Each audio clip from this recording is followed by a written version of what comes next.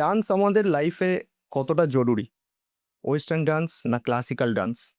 এটা আমাদের লাইফে কখন এসছে? কি আর এটার আমাদের কি বেনিফিট দিচ্ছে? আজকে এইসব জিনিস নিয়ে আমরা আলোচনা করব। নমস্কার, আমি Mrinal. Welcome to real talk Nexus. আজকে আমরা যে টপিকটাতে আলোচনা করছি সেটা হচ্ছে ডান্স। তো তার জন্য আমাদের সাথে যিনি এসছেন আজকে আমাদের পডকাস্ট চ্যানেলে, উনি হচ্ছেন বিশাল চক্রবর্তী। উনি হচ্ছে একজন ওয়েস্টার্ন ডান্স এবং ক্লাসিক্যাল ডান্সের ইনস্ট্রাক্টর। তো আমরা আলাপ করে নেব দাদার সাথে। দাদা নমস্কার, আজকে আমাদের চ্যানেলে আসার জন্য। আপনি যদি আমাদের মানে আপনার ডান্সের ব্যাপারে, আপনার মানে আপনি কিভাবে এই প্রফেশনে এলেন, বা আপনি কোথা থেকে শুরু করেছেন, কিভাবে স্ট্রাগল করেছেন, এই ব্যাপারে তো একটু যদি ডিসকাস করি আমরা। নমস্কার মৃণাল। আর ধন্যবাদ তোমাকে আমাকে রিয়েল টক নেক্সাসে ইনভাইট করার জন্য। তো ফার্স্ট অফ অল যদি ইন্ট্রোডাকশানে আসি, তো আমি একজন ডান্সার বলবো না, আমি একজন আর্টিস্ট ফার্স্ট অফ অল। কারণ কোথাও গিয়ে আমি আর্ট ফর্মটাকে নিয়ে চর্চা করতে ভালোবাসি, যে ডান্স যে এই যে আর্ট ফর্মটা আছে। কারণ এটা আমরা কোথাও গিয়ে ডান্সার্স বললে আমার কোথাও গিয়ে আমার মনে হয় যে এই আর্ট ফর্মটাকে একটু অপমান করা হবে। তাই জন্য আমি সবসময় আর্টিস্টদের, আমি ডান্সার্স কখনো বলি না, আমি আর্টিস্টদেরকে দিয়ে মানে বলে আমি বেশি পছন্দ করি। তো আমি একজন আর্টিস্ট হয়ে একটা কথাই বলতে পারি যে আমার স্টার্ট আপ যদি বলো তাহলে সেটা হলো 2.5 বছর বয়স থেকে। আমার মা আমাকে, এটা আমার সম্পূর্ণ ধন্যবাদ জানাই আমার মাকে। আমার মা আমাকে সম্পূর্ণ গাইড করে ক্লাসিক্যাল যেরকম ওয়েস্টার্ন এই দুটো সমান তালে আমাকে তৈরি করেছে। আর তার নাম যদি আমি না নিই, সেটা হলো ঝুমা চক্রবর্তী আমার মায়ের নাম। তো ওনাকে রেসপেক্ট করে একটা জিনিসই বলতে পারি যে ওনার হয়তো এই কঠোর প্রচেষ্টা বা ডান্স নিয়ে আমাকে ইনভলভ করাটা, যদি আমার মা না থাকতো তাহলে আমি হয়তো বিশাল চক্রবর্তী আজকে তোমার সামনে আজকে আসতো না, বা লোকেও হয়তো আমাকে চিনতো না। তো এটার জন্য ওনাকে আমি থ্যাংক ইউ জানাই ফার্স্ট অফ অল। এবারে আমি চলে আসি আমার কেরিয়ার আফটার দ্যাট আমি কি করলাম। তো আমি ক্লাস 12-এ হলো আমার সব কিছু কমপ্লিট করে আমি ঠিক করি যে আমার ভরতনাট্যম নিয়ে আমি রবীন্দ্রভারতী থেকে আমি হলো আমার বিএ কমপ্লিট করি। দেন আফটার দ্যাট আমি হলো Kings United India, I think everyone knows they world champions Kings United India, WD champions 2019-এ।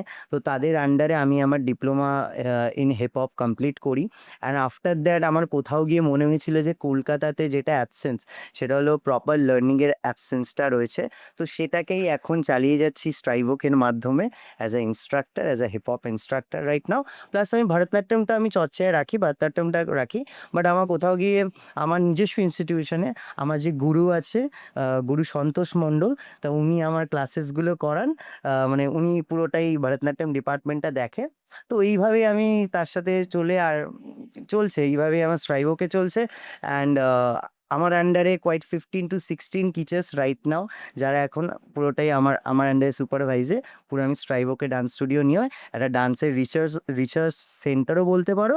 Plus হলো তোমার আমার আমার ওখানেই সব কিছু সাধনা থেকে শুরু করে আমার সবকিছু ওখানেই স্ট্রাইভোকেতে। তো বেসিক্যালি বিশাল দা, হুম। আপনি মোটামুটি মানে কোনটার উপরে বেশি ফোকাস করে রাখেন, মানে ক্লাসিক্যাল না ওয়েস্টার্ন, নাকি মানে একটু যদি খুলে বলেন। দেখো, আমি পার্টিকুলারলি এখন যেটা নিয়ে রিসার্চ করছি বা যেটা নিয়ে আমি কাজ করছি মেনলি, সেটা হলো heap hop instructor, as a heap hop instructor. কেন সেটার মধ্যে কারণটা তোমাকে যদি বলি, যে আমার কোথাও গিয়ে মনে হয় যে হিপ হপে আমি একটুখানি ফ্রিডম পাই, ফ্রিডমটা একটু বেশি, মানে সেটার মধ্যে কোনো বাউন্ডারিজ নেই। বাট কম্পেয়ার টু তুমি যে ক্লাসিক্যাল আসো, ক্লাসিক্যালে অনেক বাউন্ডারিজ আছে। তো দ্যাটস ওয়াই আমি হিপ হপটা নিয়ে এখন চর্চা করছি, কিন্তু আমার ক্লাসিক্যাল চর্চাটাকেও আমি রেখেছি সাইডে। কিন্তু আমি নিজস্ব মানে মেনলি এখন ফর্ম বা ইন্ডাস্ট্রি যেটা জানে, that is as a hip hop instructor. Hip হপটাই কেন, হিপ হপটা মানে কেন, মানে ওটাকেই কেন ফোকাস করলে? মানে আদার্সগুলোও তো করতে পারতে, কেন ওটাকেই ফোকাস করলে? দেখো, হিপ হপটা আমি মেনলি ফোকাস করেছি, একটাই তোমাকে বললাম না যে দেখো, আমি যদি হিপ হপটাকে অ্যাজ এ ক্রিয়েটিভ পার্টে ভাবি, আমি হিপ হপটাকে নিয়ে অনেক কিছু ফর্ম আছে এটার মধ্যে, যেগুলোকে নিয়ে আমি হলো পার্টিকুলারলি এক্সপেরিমেন্ট করতে পারবো। মানে নানান ধরনের মিউজিক্যালিটি বলো বা নানান ধরনের ফর্মস নিয়ে আমি এগুলোকে এক্সপেরিমেন্ট করতে পারবো। বা ওটাকে নিয়ে কিছু ডিফারেন্ট ক্রিয়েটিভিটি করা যেতে পারে, এগুলো ভেরিয়েশনস নিয়ে অনেক কিছু খেলা যেতে পারে, যেটা আমি কিন্তু ভরতনাট্যমে একটা রেস্ট্রিকশনস ফর্ম আছে, রেস্ট্রিকশন মানে ইটস আ ডিসিপ্লিনাইজ ফর্ম, যেটার মধ্যে পার্টিকুলারলি আডাউস আছে, আইটেমস রয়েছে, সেগুলো নিয়েই তোমাকে হলো কাজ করতে হয় বা সেগুলো নিয়ে আমি শেখাতে পারবো। তার থেকে বেশি কিছু মানুষকে আমি শেখাতে পারবো না, কারণ ওটার হলো বাউন্ডারিজটাকে বাঁধা আছে। কিন্তু আমি যে হিপ হপ বলি, হিপ হপকে আমি আজকে যে যেমন ইচ্ছা আমি সেরমভাবে আমি এটা ক্রিয়েটিভ করে আমি আমার স্টুডেন্টদের প্রোভাইড করতে পারবো, যেটা স্টুডেন্টসরা আই থিঙ্ক সামহাউ নিজেদেরকে অনেকটা ইনভলভ করতে পারবে, বা সেটার প্রতি হলো বেশি ভালোবাসা আই থিঙ্ক ওদের মানে গ্রো করবে। বা এখন তুমি তো জানো হিপ হপ কীভাবে ট্রেন্ড করছে, মানে ইনস্টাগ্রাম বলো বা যে কোনো জায়গায়, সেখানে ক্লাসিক্যাল ডান্সও obviously to the top notch, but hip hop is also. So that's why আমার কোথাও গিয়ে মনে হয় যে হিপ হপ ইনস্ট্রাক্টর হিসাবেই নিজেকে রিপ্রেজেন্ট এখন করছি, but I am also a Bharatanatyam instructor. তাহলে তো আপনার থেকে এটা জানতে হবে আমাদের যে হিপ হপের অরিজিনটা কোথা থেকে, আর হিপ হপটা মানে কোথা থেকে এলো, মানে আমাদের মানে আমাদের ইয়ের মধ্যে, মানে আমাদের মধ্যে হিপ হপটা কোথা থেকে এলো? তো দেখো, হিপ হপের যদি অরিজিনে আসি, এটা বলতে গেলে মানে এটার যদি আমি মেন স্টেজে আসার চেষ্টা করি, তারও আগে পেছন স্টেজে যেতে হবে। সেটা হলো তোমার আফ্রিকানসরা, আই থিঙ্ক তুমি জানো আফ্রিকানস আর মানে একটা টাইমে রেসিজমের প্রচুর মানে তখনকার টাইমে রেসিজম মানে কথাটা মানে হলো ব্ল্যাকস অ্যান্ড হোয়াইটসের মধ্যে প্রচুর একটা ব্যাপার ছিল, যে হোয়াইটস মানে হলো আমরা খুব classy and blacks R treated like a slavery, মানে স্লেভ হিসাবে মানে ট্রিট করা হতো, মানে একদম বলতে পারো যে ঘরের চাকর হিসাবে ইউজ করা হতো, মানে ওদেরকে ট্রিট করা হতো।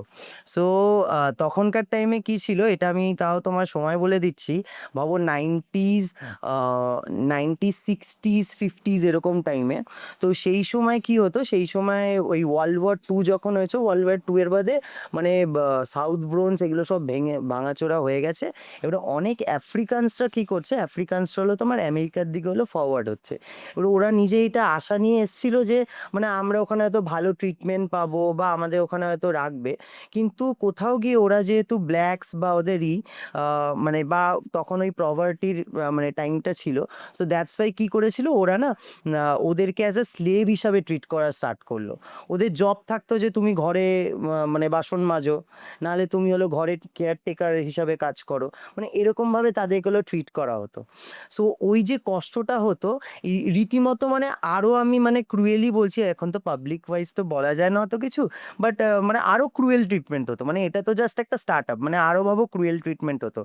তো আফ্রিকানসরা কী করতো, আফ্রিকানসরা তুমি যদি ওদের যদি কোর যদি দেখো, ওরা খুব ভালো ড্রামস বাজায় বা ওরা খুব ভালো দেখবে র্যাপ করে, দেখবে আজকালকার ডেটেও দেখবে ওয়েস্ট ইন্ডিজরা দেখবে খুব ভালো, দেখবে ওরা রিদমিক প্যাটার্নে খুব সুন্দরভাবে দেখবে যে কোনো একটা ছড়া বলে বা কিছু সব কিছু একটা রিদমিক প্যাটার্নে থাকে। সো তখনকার টাইমে আফ্রিকানসরা কী করতো, ওদের এই যে কষ্টটা হতো, এই যে এত অত্যাচার হতো, এতই হতো। আর নিউ ইয়র্ক ব্রোঞ্জের যদি তুমি যদি মানে ম্যাপেও দেখো, এক একটা বাড়ি না পাশাপাশি হলো লোকেট করা, মানে এইখানে একটা বাড়ি আছে, তোর পাশে আরেকটা বাড়ি আছে, তার পাশে একটা বাড়ি, তো পরপর যে বাড়ি আছে ওখানে বাবা একটা একটা করে স্লেভ থাকতো নর্মালি। তো ওরা কি করতো, ওরা না যখন একটা ইভিনিং একটা পার্টিকুলার ওদের টাইম থাকতো, তখন ওরা না নিজেদের থালা বাসন নিয়ে এরকম বাজাতো বাজাতো আর নিজেরা নিজেদের মতো কিছু একটা গান গাইতো। ভাবো কষ্ট হচ্ছে, আমার কষ্ট হচ্ছে, তো আমি বেঙ্গলিতে বাবা আমি জাস্ট নয় আমার খুব কষ্ট হচ্ছে, মানে এরকম ভাবে ভাবো ওটা ছন্দে ওরা বলতে, এবার এটা শুনে পাশের বাড়ির লোকরা শুনছে, তো এরকম পরপর করে এক একটা করে ট্রান্সফার হতে হতে এই জিনিসটা চলছে, এরকমভাবে কষ্টটা আস্তে আস্তে মানে ইয়ে হতো। এবারে এটা আরও আস্তে আস্তে এরকমভাবে যখন ইভলভড হতে থাকে, তখন একটা লোক থাকে যে যাকে আমরা বলি হলো godfather of hip hop music, that is James brown বলে একটি লোক ছিলেন। তো জেমস ব্রাউন কি করলেন, জেমস ব্রাউন এই জিনিসগুলো বা এই প্যাটার্নগুলো তো ছোটোবেলাতে দেখে আসছে যে মা বাবা এরম স্লেভারি করছে এই করছে, তো উনি ব্ল্যাকসের আন্ডারে পড়তেন। তো উনি কি করলেন, এটাকে না একটা পোয়েট্রির থ্রুতে হলো উনি মানে কনভে করা স্টার্ট করলেন, মানে পোয়েম লেখা বা ভাবো যে কষ্টটা হচ্ছে সেটাকে লেখা। কিন্তু ওদের একটা প্যাটার্ন খুব ভালো ছিল কি, আমি কষ্টটাকে ইভলভ করব, কষ্টটাকে বলবো, কিন্তু ছন্দে বলবো আর খুব মজা করে বলবো, খুব মজা করে বলবে। দেখে তুমি আজকালকার হিপ হপ না শুনলে, তুমি আমাদের শুনলে তোমার দেখবে নিজেরই মনে হয় মুভ করবো এই করবো, তো তোমাদের খুব মজা লাগে। কিন্তু ওই জেমস ব্রাউন কী করতো, জেমস ব্রাউন না এরকমভাবে পোয়েট্রিগুলো লিখে সঙে কনভার্ট করে, রিদিমের থ্রুতে কনভার্ট করে, ড্রামস তখনকার ড্রামস ছিল, আর ড্রামসের একটা হিপ হপের বিট থাকে, ডিক ডিক টিস তো একটা জায়গায় বেস পড়ছে, তো একটা জায়গায় স্নেয়ার পড়ছে, তো এই প্যাটার্নটাকে ফলো আপ করে DJ sorry I am wrong James brown এটাকে পার্টিকুলারলি হলো ওই তখন ফ্রেম করে এবার এটা মানুষের সাথে হলো শেয়ার করে। তখনকার টাইমে হলো রেকর্ড প্লেয়ার, যেটা আমি এক কথায় বলবো তোমাকে বেস্ট এক্সাম্পল হলো, তুমি যদি আমাদের ওল্ডিশ কোনো রাজবাড়িতে যাও, সেখানে দেখবে এরকম ক্যারাওকে টাইপের, দেখবে এরকম সাউন্ড থাকে, আর নিচে দেখবে বড় একটা সিডি টাইপের থাকে, বড় ব্ল্যাক কালার। ওটা আমি এক্স্যাক্ট টার্মটা ভুলে যাচ্ছি। তো ওই যে রেকর্ড ছিল তখনকার ওরকম বড় বড় ওরকম ডিস্ক বেরাতো। তো ওই ডিস্কগুলো নিয়ে হলো জেমস ব্রাউন হলো রেকর্ড এক একটা করে তৈরি করে। এবার তৈরি করার বাদে মানুষ শোনার বাদে কি হয়, মানুষ যে হোয়াইটসরাও যারা আছে তাদেরও খুব পছন্দ লাগে, মানে তারাও না এটাকে খুব মানে মজা করতে থাকে। সো দ্যাটস ওয়াই কি ওই কালচারটা এমনভাবে ক্রিয়েট হয় যে ব্ল্যাকস অ্যান্ড হোয়াইটের মধ্যে এই যে ডিফারেন্সটা, এই ডিফারেন্সটা অনেকটা কমিয়ে আনে। ওদের মধ্যে যে একে অপরকে সহ্য করতে না পারা বা ওকে ওই জিনিসটাকে আরও কমিয়ে আনে। তাই জন্য আমরা বলি না হিপ হপ কানেক্টস বা এই কালচারটা কানেক্ট করে, কারণ এই ব্ল্যাকস অ্যান্ড হোয়াইটের মধ্যে এই রেসিজমটাকে অনেকটা কম করেছে। এবারে এটা আরও যদি ফরওয়ার্ড আমরা চলে যাই, তারপরে আরেকটা লোক আসে যে হলো মেন এই জিনিসটাকে আরও ইম্প্যাক্ট আনে পুরো সেটা হলো মানে এক কথা হলো ডিজে কুলহার। তো DJ Kool Herc it's like a inventor, it's a magician. আমার এক কথায় মনে হয় যে মানে হি ইজ আ ম্যাজিশিয়ান। কেন? কারণ ও হলো নিজের যখন মানে বোনের একদিন হয় কি, বোনের ওই রিইউনিয়ন পার্টি, বোন বলে যে আমি কিছু টাকা ওঠাবো, কিছু মানে আমাদের তখন তো মানে খুব গরিব, মানে ওদের অবস্থা খুব খারাপ, তো আমি এরকম কিছু টাকা ওঠাবো, ফ্রেন্ডসরা পার্টি টাটি করবে, তো আমরা এরকম একটা এন্ট্রি ফি রেখে একটা পার্টি থ্রো করি।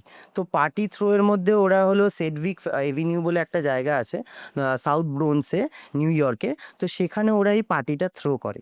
এবার পার্টিটা তখনকার টাইমে পার্টি মানে হলো ইটস লাইক কি আমরা তখনকার টাইমে হলো মানুষকে হলো একটা একটা করে একজনকে একজনকে ডাকছে, এবারে সব বন্ধুরা এসছে। এবার ডিজে কুলহাক বলে যে আমার এখানে তো মানুষ এসছে, এবার আমাকে তো তোকে অ্যাট্রাক্ট করতে হবে, আমি তো ওই একবারে বাজাবো তো খুব কমন ব্যাপার। তো ডিজে কুলহাক কি করে, এরকম তখনকার টাইমে হলো টার্ন টেবিলস বলা হতো। টার্ন টেবিলস মানে আজকে তুমি যদি ডিজে দেখো, ডিজে কেমন হয়, ডিজের এখানে একটা প্লেয়ার থাকে, এদিকে একটা প্লেয়ার থাকে, আর মাঝখানে দেবে একটা মিক্সচার থাকে। তো ওরা ডিজে কুলার কি ছিল, ও এরকম ওই দুটো হলো টার্ন টেবিলস দুদিকে বসিয়ে এবারে হলো জেমস ব্রাউন বলো বা আরও আর্টিস্ট যারা তখনকার টাইমে ইভলভ করেছে, ওদের ওই ট্র্যাকগুলোকে লাগায়। ট্র্যাকগুলো সেম সেম কপি, ভাবো এইখানে যে কপিটা বাজছে সেটা এখানেও সেম বাজছে। এবার ও কী করতে, এটার যে রিদিমটা আছে বা এটার ভাবো ডিক ডিক টিস, কিক ডিক টিস, এটাকে হলে এক সাইডে বাজাচ্ছে, আর ওর যে লিরিক্সটা আছে ওটা এক সাইডে বাজাচ্ছে। এবারে বাজাতে ওটাকে যখন পাঞ্চ করছে, ইটস মেকিং আ নিউ, মানে ওটা একটা নতুন একটা ছন্দের হলো জন্ম দিচ্ছে। That's the thing. আজকে তুমি যে ডিজে আজকে যে দেখো সবাই আজকে ডিজে বাজছে, ডিজের এই কোর জিনিসটা হলো ডিজে কুলার। এই মানুষটার ম্যাজিক যদি না থাকতো, তুমি আজকে পার্টিতে গিয়ে লোকে আজকে ডিজেতে নাচছে, খুব মজা করছে, তো এইটার অবদান কিন্তু এই মানুষটার অনেক। তাই জন্য আমরা ডিজেকে সবসময় হিপহপের একদম একটা টপ এলিমেন্টের মধ্যে রাখি, ডিজেইংটা। এবারে তারপরে ডিজে কুলার কি করে, এরকম করতে করতে মায়ের সাথে দেখবে ওটা চলতে চলতে হঠাৎ করে একটা থামিয়ে দিল, আবার চালিয়ে দিল। তো ওখান থেকে ব্রেক্সের জন্ম হয়। তারপরে হলো স্ক্র্যাচেস আমার ডিক ডিক টিক চিক, ডিক ডিক চিক চিকি চিকি চিকি তো এই জিনিসগুলো, এই প্যাটার্নগুলো ডিজে কুলাক ইনভেন্ট করে আস্তে আস্তে, স্ক্র্যাচেসগুলো এগুলোকে ইনভেন্ট করে। ওই পার্টিতেই উনি এরকমভাবে আর সবার খুব নতুনত্ব, সবার খুব পছন্দ লাগে।